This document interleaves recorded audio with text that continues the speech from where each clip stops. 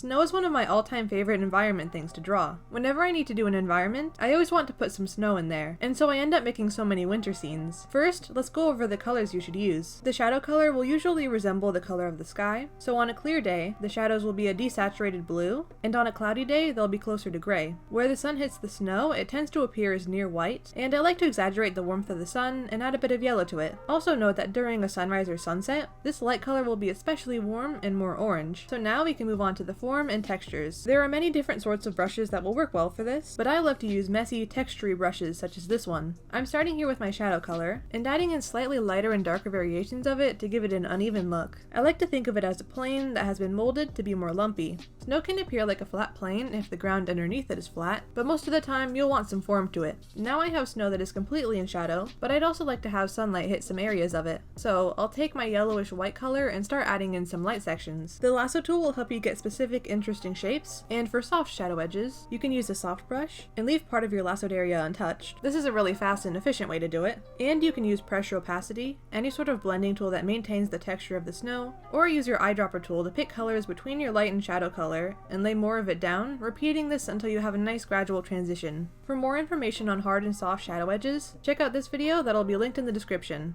Now, a quick way to create depth is to blur the farthest snow, removing some of the details and textures and making the closer area pop. Right now, this snow looks untouched. When snow is pushed around, it appears crumbly. So now, adding a subject to my painting and the footprint indents behind it, I can add some crumbles around these places this little guy is stepped. Same brush I've been using, just smaller. You can even add a couple of tiny cast shadows underneath the crumbles. All that's left now is falling snow. A falling snow or paint splatter brush is useful for adding lots of snowflakes quickly. I like to use these brushes further back, and the closer, more focused snowflakes, I can paint each by hand with my preferred messy brush. Try not to space these out too evenly, the placement should feel random. This looks pretty good now, but you also have the option to add a slight motion blur filter to your snowflakes to make it look like they're really falling. And since snow tends to fall in random directions, you may want to have your snowflakes on several different layers, and set each layer's motion blur to a different angle. I believe that's it. I've got a finished snowy painting.